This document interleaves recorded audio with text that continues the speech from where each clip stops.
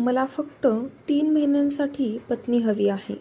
त्याच्या या शब्दांनी सावी पूर्णपणे थबकली. समोर बसलेला तो आर्यन देशमुख, शहरातील सर्वात मोठा बिझनेसमॅन. शांत, थंड आणि थोडासा अहंकारी. तुम्ही मजाक करताय का? सावीने भुवया उंचावत विचारलं. मी कधीही मजाक करत नाही, तो निर्विकारपणे म्हणाला. सावीच्या मनात हजार प्रश्न होते. ती एक साधी मुलगी आणि हा करोडपती माणूस. तिला का निवडलं त्याने? का मी? तिने शेवटी विचारलं. आर्यन थोडा पुढे झुकला. त्याच्या डोळ्यांत काहीतरी वेगळंच होतं. कारण तूच एकटी आहेस जी मला नकार देऊ शकते. क्षणभर सावी गोंधळली. 3 महिने माझी पत्नी बन, तुला हवे तेवढे पैसे देईल. हे ऐकून सावीचा राग अनावर झाला.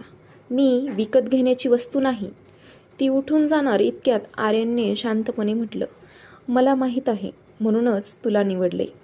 सावी थांबली. हे फक्त एक करार असेल, भावना नाहीत, नातं नाही, फक्त 3 महिने.